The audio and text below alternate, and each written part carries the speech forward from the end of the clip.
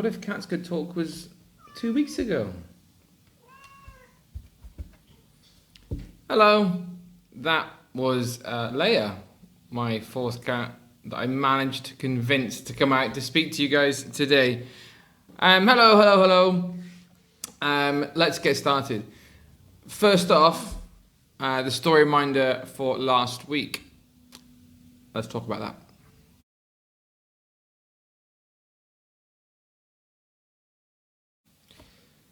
Last week, I set you the story prompt, Aliens Ruined My Christmas.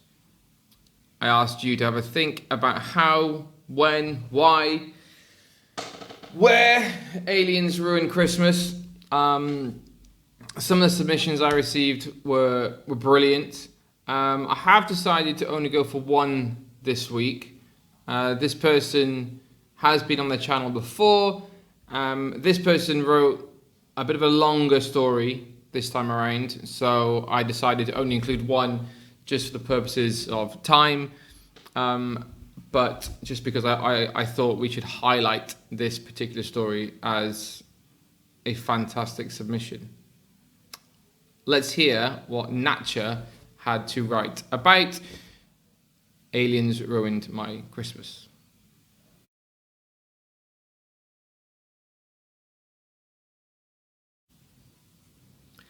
Just before I jump in, actually, as I was reading through Natcha's, she used two words that I'd never heard of before, and I had to double check that they were actual words. You might have heard of them before. As I'm reading through, see if you can spot or guess what the two different words were that she's used I hadn't heard of before. If you think you know, pop them in the comments below and I'll let you know if you were correct. Here we go. On the bright morning of Christmas Eve, Santa Claus sat on his elegant spruce wood table, reading through all the little bits of his notes. His little helpful workers, also known as elves, were skillfully packing up presents just behind his back. Later that evening, all the elves had finished packing up the presents, and the reindeers were stretching out their legs, ready for an exciting adventure. Once all the presents were placed in Santa's magical sack, Saint Nick happily hopped onto his sleigh to begin a journey of happiness. The reindeers lifted off one by one, and soon they were soaring in the extravagant midnight sky. The city lights were blazing, the stars were glimmering, and the bright moon sent a lustre of light to the white snow below. Just as Santa and his troops were crossing over the edge of New York, one of the elves noticed something unusual. Bright neon green blobs were falling down from the sky. What was that? A wave of confusion washed through Santa's brain.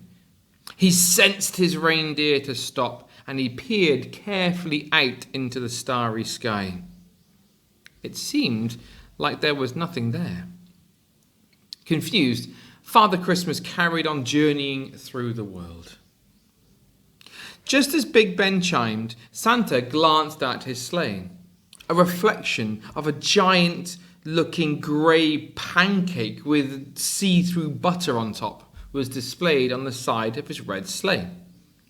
Suddenly, without warning, a big human-like green blob swooped down and swiftly grabbed his sack and disappeared into the night sky.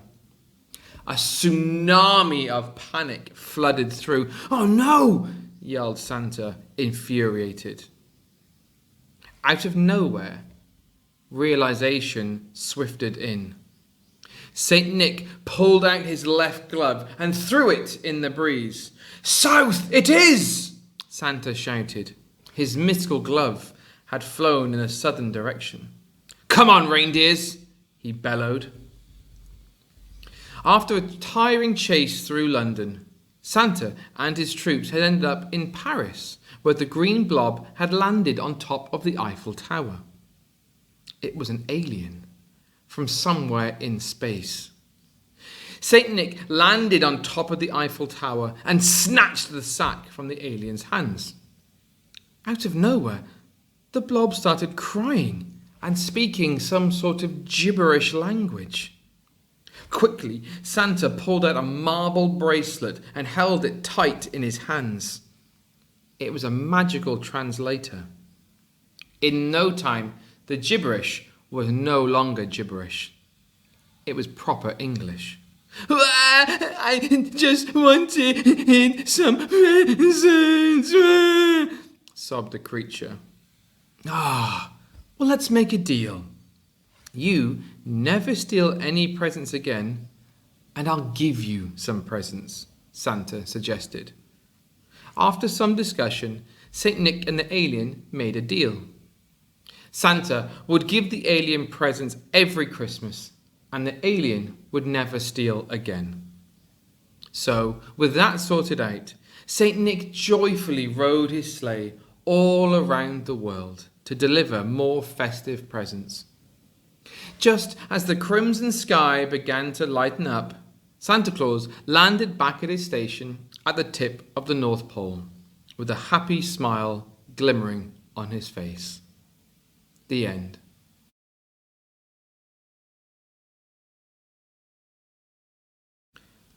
I hope you enjoyed hearing Natcha's story as much as I enjoyed reading it. Yet again, a story full of suspense, loads of imagination. I thought it was a perfect story to share with all of you. Great job, Natcha. What I'm going to do now is share with you your next story writing prompt.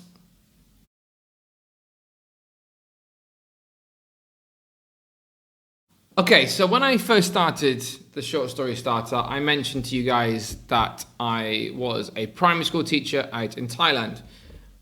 As this channel has been growing and more people have been watching the videos, a couple of people have actually sent in short story suggestions to me.